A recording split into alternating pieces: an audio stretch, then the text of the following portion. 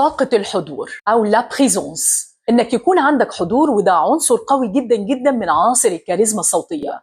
الحضور معناه إنك مش بس تكون حاضر بجسدك مع الجمهور، إنك تكون كمان حاضر بأفكارك، حاضر بمشاعرك.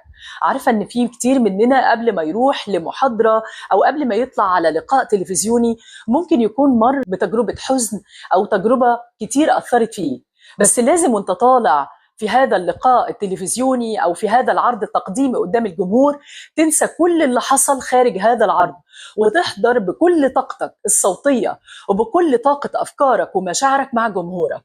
طاقة الحضور بتخلي الجمهور بتاعك حاسس إنك ملكه، حاسس إنك معاه، حاسس إنك بتأثر فيه. طاقة الحضور كمان ممكن تتدرب عليها يوميا. بمعنى إيه؟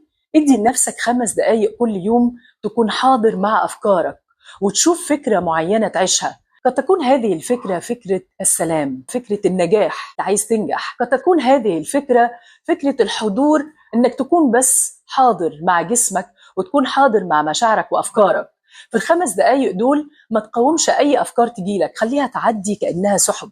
ما تمسكش أي أفكار، خليك أنت المساحة الواعية اللي بتبدأ تراقبها. خليك أنت مساحة السكون والصمت ده. وعايزة أقول لكم إن ممكن وأنت بتصلي بخشوع وتمعن تقدر تعيش 10 دقايق أو ربع ساعة وأنت بتصلي تستحضر فيها كل مشاعر الخشوع، تخلي قلبك يطمئن من رتم الحياة السريع. كل ما كنت مطمئن أو كل ما كنت حاسس بالسلام والرضا عن نفسك، ده بيزود عندك طاقة الحضور. مش بتشوف كتير من الناس تقولك أنا مبسوط وأنا قاعد معاه مع الشخص ده، أنا حاسس باطمئنان.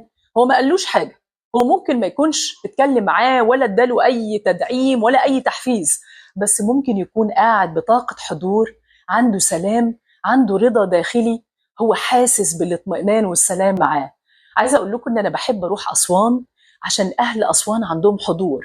الطبيعة عطيهم حضور قوي جدا. انزل كده في أي فلوكة واقعد جنب صاحب الفلوكة، هتلاقي نفسك عندك حضور من خلال الطاقة ومن خلال الطبيعة ومن خلال السلام والأمان اللي بتشوفه من صاحب الفلوكة أو من الناس هناك.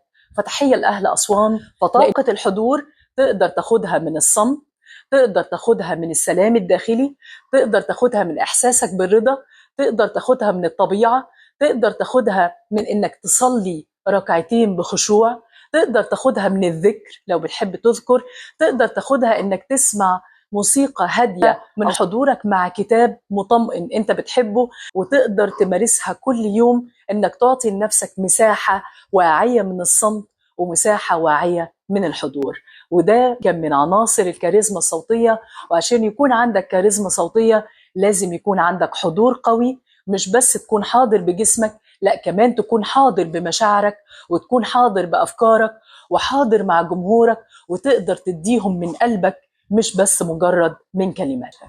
كنت معاكم مروة الإبياوي، مدربة التحدث الجماهيري والدبلاج.